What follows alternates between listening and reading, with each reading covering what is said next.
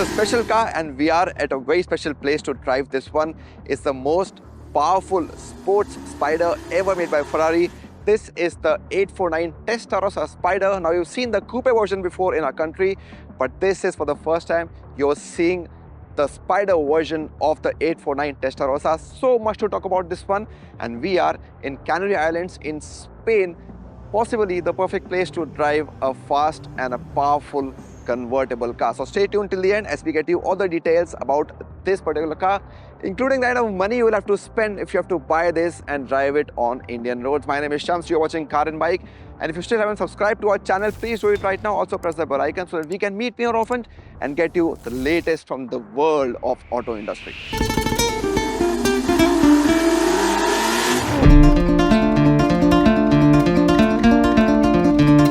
Canary Islands, a place known for breathtaking sights, beautiful weather and tempting roads. And then there's a car that is ready to show off its personality, capability and soundtrack to these quaint surroundings. The combination had the makings of a blockbuster. The top-of-the-line open-top model from the Italian marquee is now officially launched in India too.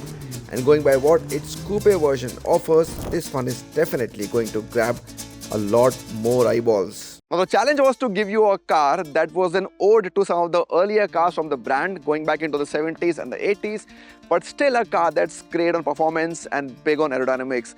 And Ferrari has tried to do a mix of both, which is not an easy job. So let's quickly take a look at the design elements of the car one by one, starting from the face of the 849 Testarossa Spider. Of course, very similar to the coupe as well, and in dimensions also both the cars are very similar, apart from the height where the Spider gets a little taller, but otherwise it's all the same. And look at this, the face. Of course, it's got the opinion divided in the last few months. I'm talking about the coupe, but I just love these headlamps, ode to the pop-up ones we've seen on many cars from the brand earlier, and the big air intakes down here. Everything points to aerodynamics. Of course, it was a challenge in terms of design, but it seems Ferrari has cracked it, because you look at the sculpting on the bonnet, you look at the air intakes, and everywhere it seems that the whole idea is to give you better airflow and therefore better aerodynamics. The fascia connecting the headlamps reminds you of the recently launched 12th cylindry, while the black splitter once again contributes in better airflow. What is also very likable on the Spider is this very unique twin-tail design. It is again an ode to some of the older cars from the brand, but looks really special on this one. Again, of course, helps in aerodynamics. And look at this. Now on the coupe, you get a slightly bigger engine cover with a more transparent cover, but here the brand has tried to give this a different look. And if you still want to see the engine, of course, you can open it, and then the entire story about the name Testarossa. Look at those red cam covers inside the engine bay, and that is where the name comes from, red head or Testarossa. Again, adds to the whole vibe of the vehicle. An active spoiler is integrated, which comes to your aid during hard braking and heavy cornering, while a full-width diffuser also promises to enhance the performance when the car hits the roads. One more important element is this, the way the doors have been sculpted and designed, especially here on the Spider, because the idea is to give you maximum and best aerodynamics, especially when the roof is open, which is the case right now. So look at the lines here, look at the sculpting and how a lot of air is ensured that it flows inside to keep the engine cool on this monster. So that on a convertible is really, really important, and Ferrari has done a great job with the design in this part of the vehicle. The 20-inch forged wheels also integrate nicely in the silhouette of the car. Ferrari says extended diamond cut treatment has ensured maximum air extraction here. Despite paying an ode to many sports cars of the past, overall, the 849 Testarossa Spider still has a unique design in 2026. The cabin in the Testarossa Spider clearly is a mix of both form and function. A lot of likable bits here. The floating console is both really nice to look at and very, very functional, because this also helps in aerodynamics here to control better airflow, and the gear selector also is very nicely placed along with it. That looks pretty cool. The cabin feels quite spacious for a Spider, or two-door Spider at that. And what I really like is the steering wheel. The physical buttons are there and you like them as a driver, and it's loaded, so it's very ergonomic for you as a driver as well. The passenger gets a separate screen. We saw that on the coupe as well, and You get a slightly bigger glove box with some more space because this car doesn't give you a lot of luggage space. So you can fit in small items here as well, here in the cabin. Comfort seats are nice and big to accommodate tall people, and just like the coupe, you can also choose carbon fiber racing seats. You also get connectivity features and a wireless charger. Spend some time here and it's clear that the design inside the cabin ensures optimized space and more than acceptable ergonomics for a two-seat convertible. For both inside and outside, there are some exclusive colors and trims to choose, which aims for even more exclusivity. So how fast does the roof close here on the Spider? Let's test it. Now Ferrari says that it takes around 14 seconds for this car to convert from a coupe to a convertible or vice versa, and that's happening right now. You can see converts into a proper hard top. This is not a soft top. So the Spider converts into a coupe in just about 14 seconds. For storage, the Spider comes with a 74-liter frunk, just about enough to fit in a backpack in case you don't want to leave things exposed when the roof is open. So let's get to the heart of the matter, in a place that steals your heart from the moment you set foot on its soil.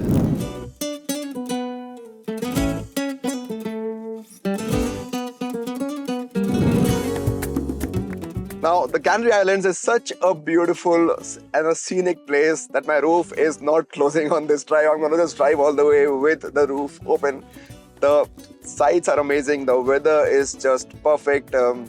Seems to be the ideal place to drive a convertible. Now, the Testarossa Spider is the spiritual successor to the SF90 Spider. But here, Ferrari wanted even more power and response, enhanced braking and better tire grip, so that as a driver, whatever you demand, the car is able to deliver. Now this is the most powerful Spider ever made by Ferrari. Now we've seen the numbers on the coupe as well. One 4-liter petrol engine. It's a twin turbo, and the number 849 in the car's name actually tells you a story. So 8 cylinders and every cylinder responsible for 500cc, total 4000cc. One petrol engine of course is there, along with 3 electric motors, a plug-in hybrid this one. So 2 motors on the front axle and a third motor in the rear, and they all come together to give you a combined power of more than 1000 bhp. Yes, that's a lot of power on the Testarossa. The engine is mated to an 8-speed Magna dual clutch automatic, and the interesting thing is that the reverse gear is engaged using electric power alone. The design of the transmission selector, which looks like a manual, is also an ode to the rich legacy of the brand. Now this is also the biggest turbocharger ever used in a Ferrari car. So with all that power, the engine, the electric motors, there is just no turbo lag at all that you can experience on this car. You just cannot feel it. You do all these things in the car. The performance is always on the top.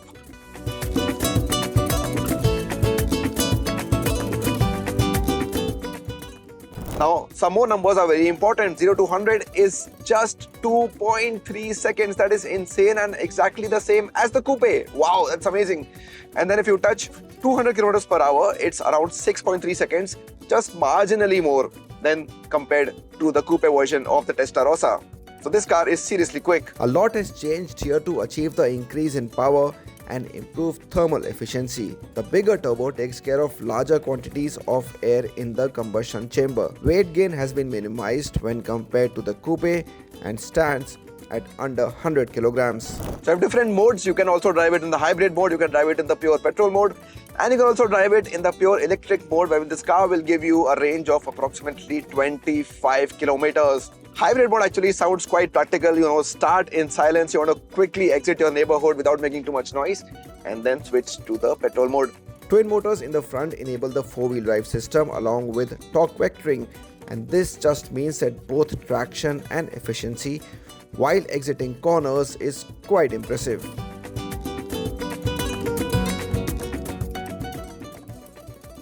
Now, a lot of things have been done to make this car even more better in terms of dynamics. So braking has been worked upon to give you a slightly enhanced experience. And the suspension is stiffer on the Spider when compared to the coupe version of the car, just to subscribe to the philosophy of driving a Spider. Response from the setup, response from the steering wheel is just absolutely perfect. And in terms of dynamics, this car is amazing because the kind of grip you get while driving this one, because of better downforce, is really impressive. So the kind of grip you're getting when you're driving in a straight line is amazing, and when you're turning at high speeds, taking those corners here in the islands, it is just amazing. The car sticks to the line exactly the way you want it to. It's really good. The most sculpted aluminium door in Ferrari history certainly has a big role to play here.